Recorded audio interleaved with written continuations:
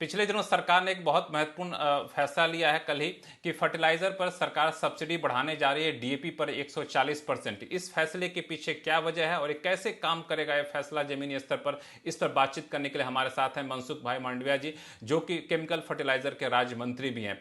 मांडविया जी, आपका स्वागत है सीएनबीसी आवाज में। मेरा पहला सवाल ये है कि आपने डीएपी पर सब्सिडी 140% बढ़ाने का फैसला लिया, इस 140% के पीछे क्या आधार था? आपने किस तरह से कैलकुलेट किया 140% सब्सिडी बढ़ाने का डीएपी पर? डीएपी फर्टिलाइज़र वो फसल के लिए एक महत्वपूर्ण फर्टिलाइज़र है और डीएपी खाद में इस साल प्राइस बहुत बढ़ गई क्योंकि सभी कंपनी 50% इंडिया में बनाते हैं, 50% डीएपी इंपोर्ट करते हैं और जब इंपोर्ट करते हैं या देश में बनाते हैं तब उसका रॉ मटेरियल दुनिया के कई देशों से इंपोर्ट करना पड़ता है। इंटरनेशनल मार्केट में रॉ मटेरियल की प्राइस एकदम बढ़ गई और प्राइस बढ़ जाने से यहाँ भारत में डीएपी बेचने वाली कंपनियों ने प्राइस बढ़ा दिया। उसकी प्राइस पिछले साल में थी 1700 रुपीज़ और भारत सरकार उसमें 500 रुपीज़ सब्सिडी देती थी और किसान को 1200 रुपीज़ में प्रति बैग मिलती थी। लेकिन अभी इंटरनेशनल मार्केट में उसकी प्राइस हो गई 2400 रुपीज़।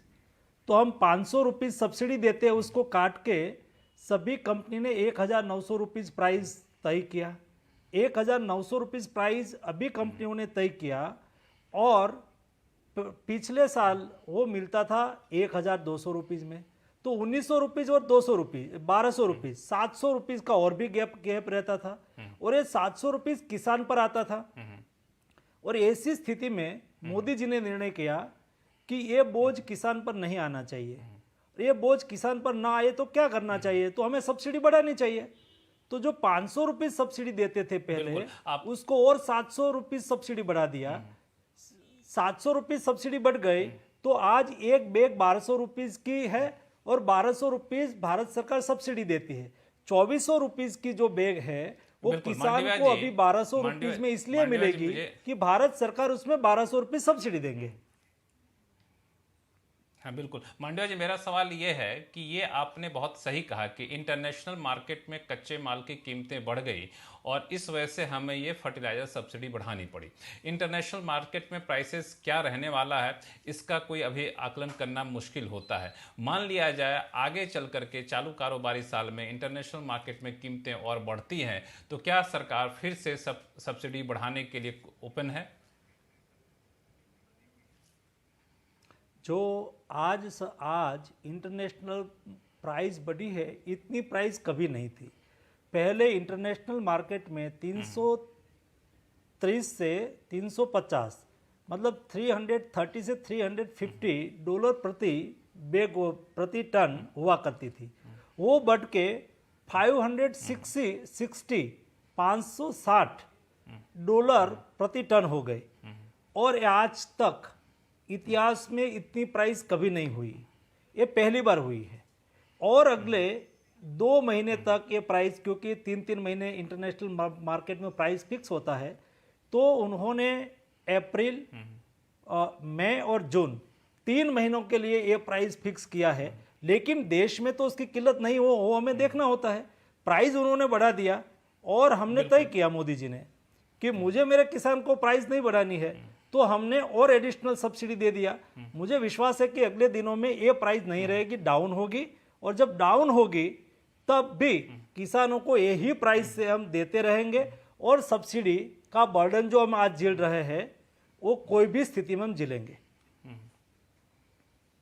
अब मेरा सवाल यह है कि इस फर्टिलाइजर सब्सिडी जो आपने बढ़ाया है और इसका पेमेंट कैसे करेंगे? ये सीधा कंपनियों के पास जाएगा या फिर किसानों को खाते में जाएगा? अगर कंपनियों के पास जाएगा तो कब तक पेमेंट करेंगे? क्योंकि अक्सर देखने को मिला है कि फर्टिलाइजर सब्सिडी का पेमेंट करने में सरकार थोड़ी सी देरी करती है। तो क्या ये पेमेंट हर महीने करेंगे, क्वार्टरली करेंगे या फिर कैसे करेंगे इसको?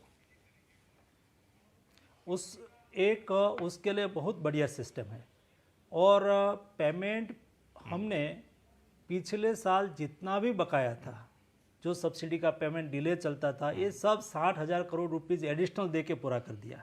इसलिए अभी हम रेगुलर सभी कंपनी को सब्सिडी देते हैं।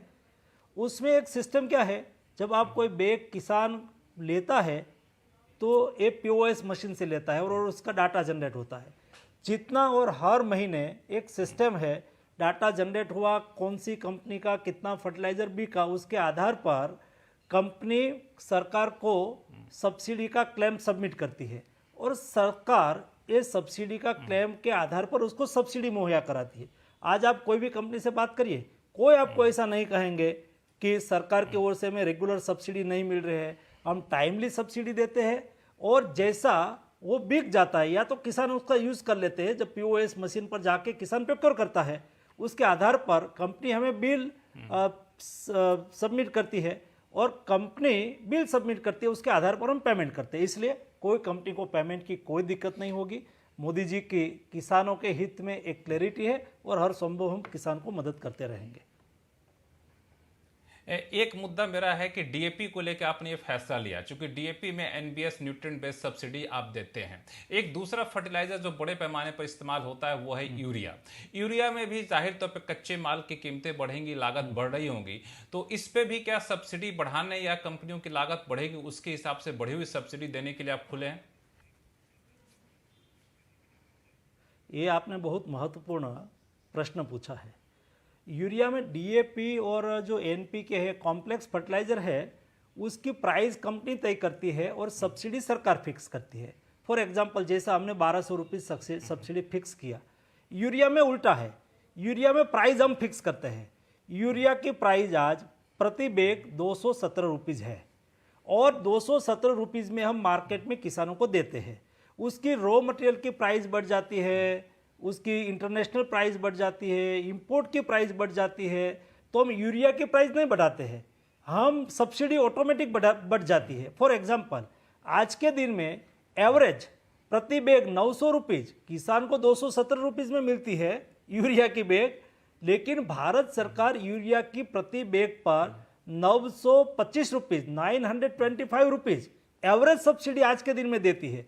अगले दिन में जो इंटरनेशनल प्राइस बढ़े, गैस का प्राइस बढ़े, उसमें 80% गैस का यूज होता है, तो गैस के प्राइस बढ़े, तो ये प्राइस जब गैस की बढ़ती है तो सरकार पर बर्डन आता है। मतलब आज जो 925 रुपीज़ एवरेज सब्सिडी है वो 1000 भी हो जाती है, 1200 भी हो सकती है और 800 भी हो सकती है। तो प्रति बैग सब्सिडी ये मार्केट के ऊपर डिपेंड नहीं करता है, ये हम गवर्नमेंट जो सप्लाई, या तो हमने जो प्राइस फिक्स किया है रिटेल प्राइस, उसके बीच में और प्रोडक्शन के बीच में जो भी गैप आता है वो गैप हम दे देते हैं। फॉर एग्जांपल कोई यूरिया प्लांट है, उसके यहाँ एक बैग बनती है 700 रुपीज़ में और हमें देना है 217 रुपीज़, तो 700 और 217 रुपीज़ के बीच में जो भी गैप आता है वो भारत सरकार दे देती है। फॉर एग्जांपल हमने इंपोर्ट किया, तो इंपोर्ट किया बैग हमने 1000 रुपीज़ प्रति बैग इंपोर्ट किया और हमें उसको 270 रुपीज़ में देना है, तो हम उसको 630 रुपीज़ उसको सब्सिडी दे देंगे। इस तरह से प्रति बैग सब्सिडी डिसाइड होती है और उसमें मार्केट प्राइस भारत सरकार ने फिक्स करके रखा है, इसलिए हम मार्केट प्राइस नहीं बढ़ाते हैं, सब्सिडी उसमें ऑटोमेटिक फ्लक्चुएटेड होती रहती है। मेरा एक सवाल यह है कि कोविड की वजह से जो कई जगह ट्रांसपोर्टेशन बंद है, कई जगह लोगों का आना जाना बंद है, ऐसे में किसानों तक फर्टिलाइजर सुचारू तरीके से पर्याप्त मात्रा में पहुंचे, ये कैसे सुनिश्चित कर रहे हैं आप? क्या इंतजाम है इसके?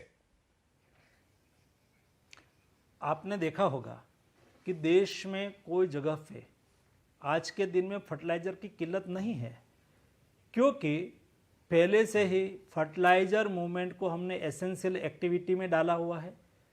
फर्टिलाइज़र जहाँ से कंपनी से उठा के और जहाँ उसको अनलोड करना है वहाँ तक, और अनलोड करने के लिए भी लोगों की आवश्यकता होगी, वहाँ तक सभी स्टेट गवर्नमेंट ने भी रिलैक्सेशन दिया है। उसको सब लोग सहयोग करते हैं क्योंकि किसान का हित का है। किसान को खाद समय पर आवश्यक होती है, जब उसकी फसल में एक सप्ताह में जो डालना है तो उस वक्त नहीं मिलेगी तो उसकी फसल पर नेगेटिव असर होगी। तो उसको देखते हुए सभी स्टेट गवर्नमेंट भी उसमें सहयोग कर रही है, सेंट्रल गवर्नमेंट हर संभव, हमारा रेलवे डिपार्टमेंट उसमें हमें सहयोग कर रहा है, हमारा पोर्ट हमें सहयोग कर रहा है। सभी के सहयोग से आज के दिन में किसानों के यहाँ फर्टिलाइज़र की कोई किल्लत ना हो, उसके लिए हम हमेशा तैयार रहते हैं और व्यवस्था करते हैं। चलिए, एक आखिरी सवाल, चूंकि आप केमिकल मिनिस्टर भी हैं और दवा कंपनियों पर भी आपकी नज़र रहती है, दवा उत्पादन पर भी नज़र रहती है। कोरोना काल में हमने देखा कि कोविड में इस्तेमाल होने वाली दवाओं का जिस जैसे डिमांड होता था उसकी कालाबाजारी बढ़ती थी। अब कोरोना के एक साइड इफेक्ट के तौर पर ब्लैक फंगस आया है। अब आशंका ये जताई जा रही है कि ब्लैक फंगस में इस्तेमाल होने वाली जो दवा है कहीं उसकी भी कालाबाजारी ना हो जाए, उसकी भी किल्लत ना हो जाए, तो एहतियातन आप क्या कदम उठा रहे हैं? आपका बहुत वैलिड क्वेश्चंस है। देश में कोरोना जिस तरह से आगे बढ़ा, उसको देखते हुए कई मेडिसिन की एकाएक डिमांड बढ़ जाने से थोड़ी सी किल्लत भी हुई और कालाबाजारी का भी हमें समाचार मिला, सूचना मिली। ऐसी स्थिति में आपने देखा होगा, देश में रेमडेसिविर इंजेक्शन की डिमांड बढ़ी तो उसका प्रोडक्शन 10 टाइप रैंप अप किया।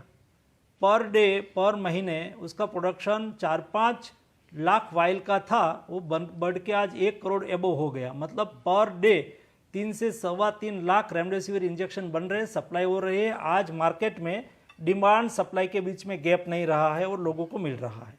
वैसे ही म्यूकोरमाइकोसिस, जो आपने ब्लैक फंगस कहा, ब्लैक फंगस पहले सारे साल में पर ईयर्स ओनली 500 से 600 केस होते थे और केवल सडन 10-15 दिन में आज देश में 7,000 केस, 7,000 केस हो गए।